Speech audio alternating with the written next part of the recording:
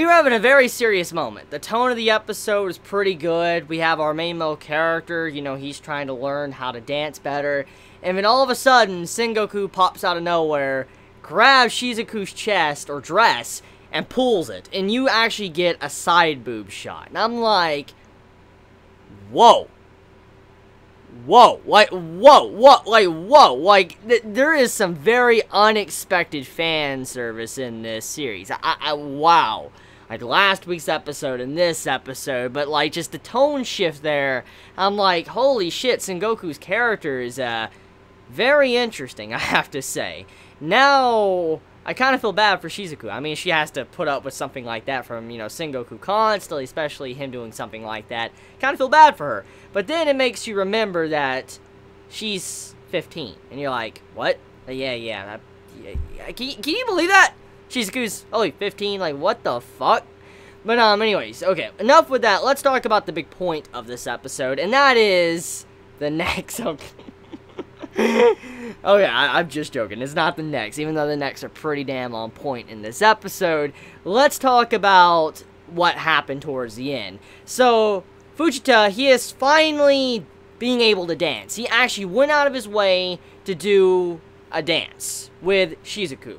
And that was a very beautiful moment. Such a wonderful moment for his character, and how throughout the entirety of the dance, you see that this man, obviously, he's not necessarily quote-unquote good at dancing, but you could see he tried. He definitely tried, and it was his first experience, him being very tense, freezing up, not really knowing what to do or how to dance. Everything he did in this episode when he was being asked to dance was logical and made a lot of sense for a newcomer, a beginner to dancing. I mean, when you think about it, you gotta remember that in real life, if someone didn't know how to do something and they were thrown into like a professional competition and all that, most likely you're gonna fuck up. I mean, let's just face the facts here. Even if you had passion for something, but if you never had actual official experience in a true dance-off or whatever, there's just no way you're not gonna get tense. Because this character, since we could see that he's kind of socially awkward in some ways, or he just didn't know what to do with his life, he didn't ever have to experience something like this. He's never had to experience it to where people have their eyes all on him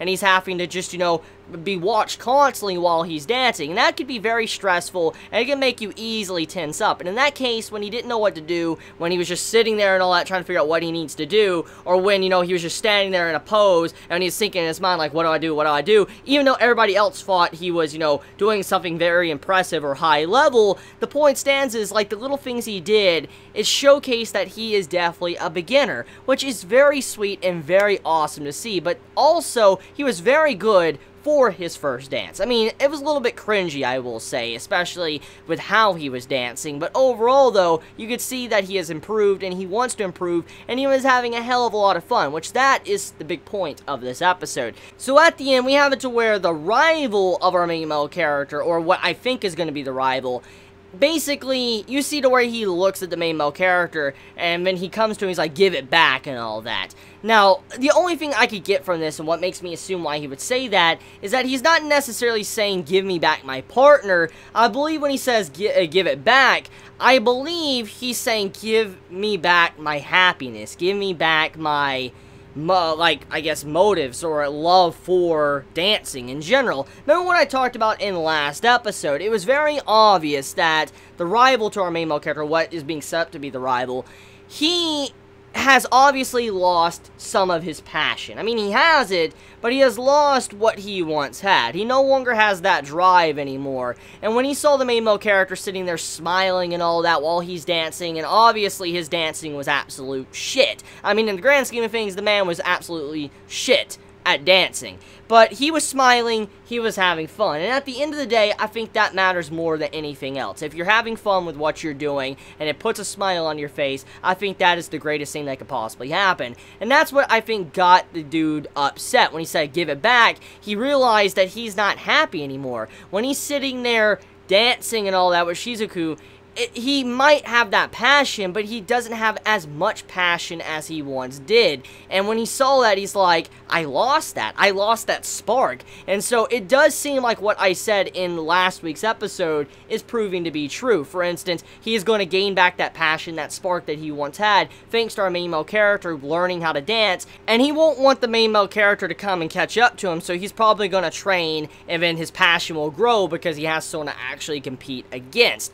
Now, besides all of that, though, I am very curious who our main male character is going to end up with when it comes to his partner, because even though it might not happen for a while, there's going to come a time to where he's going to need a partner. And I'm very curious if he's going to partner up with Shizuku. I mean, from what we can see is, it seems like the rival, he might have Shizuku for the entirety of the series, but I don't know, that could easily change. I mean, judging by how the man has obviously lost that one spark, or that original spark he once had, maybe he might decide to break it off with her, and then go his own way, and have a new partner, and then Shizuku, you know, she joins our main male character, and then they have a dance-off. For instance, they work together, and they dance from now on. Something like that could happen, but I'm very curious who his partner will be, because that's not really set in stone, and the opening song doesn't really showcase who he will be dancing with, so I'm kind of curious about that. That really has me intrigued. I just want to say that this series is so good.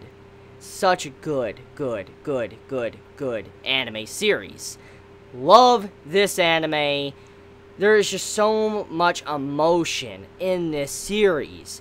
Like, the dancing, when you see the characters just dancing like Shizuku at the middle part of this episode and all that before Fujita had to jump in, there was just so much emotion in that, and so much sexual tension, in my personal opinion, when I was watching. I'm like, holy shit, like, I just can't imagine how the, you know, manga readers must feel about this series by the way it looks, and how the music is, and all of that. So, manga readers, I want to ask, how do you all feel about this series? How do you all feel about the quality of this anime? Is it meeting your expectations? Because so far, I am loving this series, and since this is episode 3, I'm going to continue watching it. I've had a lot of fun thus far, and it's definitely caught my interest, and I definitely love our characters we have in this series. So let me know your thoughts in the comments below. I love you all so much. Please be safe. Chibi out.